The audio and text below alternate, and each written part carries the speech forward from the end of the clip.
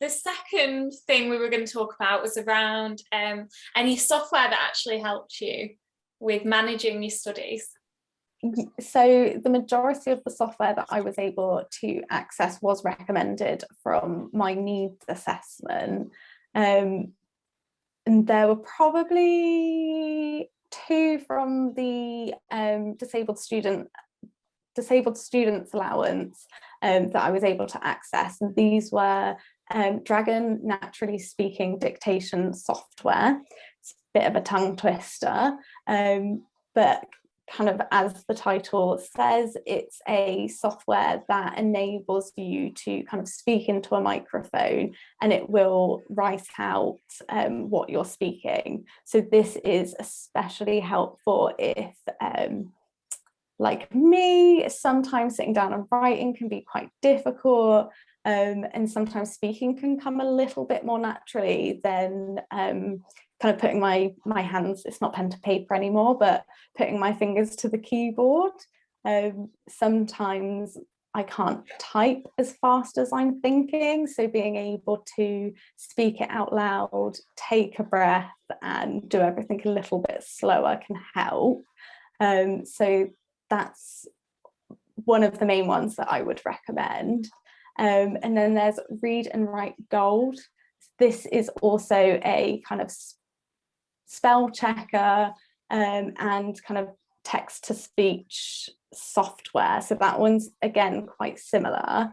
And then there was also a Pro-V mind mapping program. So this one would be kind of the second category of software that I was talking about. And this one helps you, it can help in essay planning in terms of as you're reading and developing the argument to either the question or the topic, you can have the I always call it the big red button, but it's your core argument in the middle. And then you can, from that middle argument, start typing different points. You can then link points to different parts and then expand in paragraphs, which is really helpful. I feel like I could have really done with that.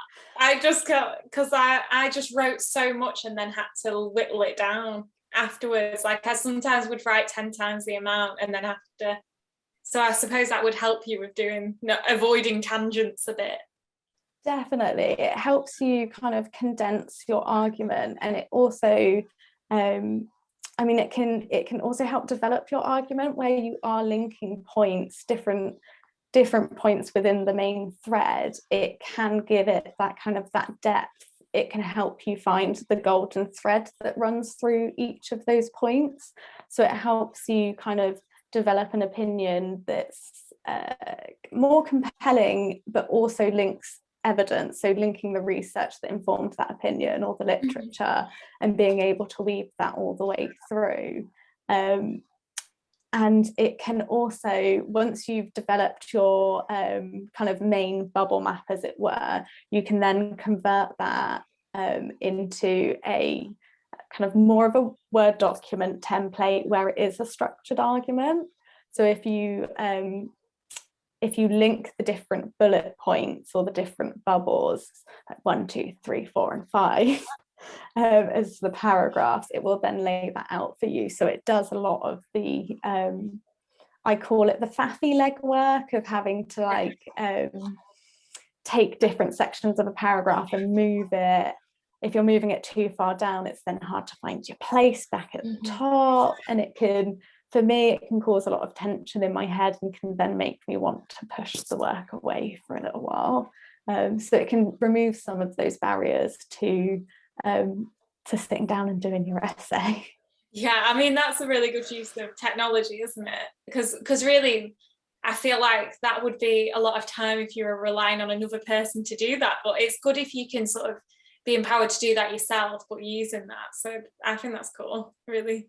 That's it. And if you do have the support of, I mean, I called her my dyslexia tutor, but they can also help facilitate your learning around the software, so you're not expected to just be given it and hit the ground running.